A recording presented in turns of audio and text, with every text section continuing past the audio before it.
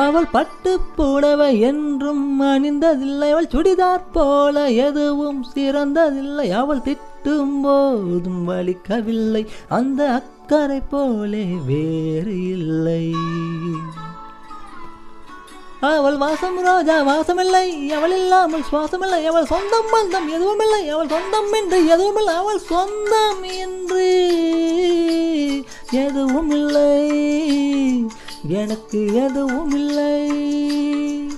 அவள் அப்படி ஒன்றும் அழகில்லை, அவளுக்கு யாரும் இணையில்லை, அவள் அப்படி ஒன்றும் கலரில்லை, ஆனால் அது ஒரு குறையில்லை.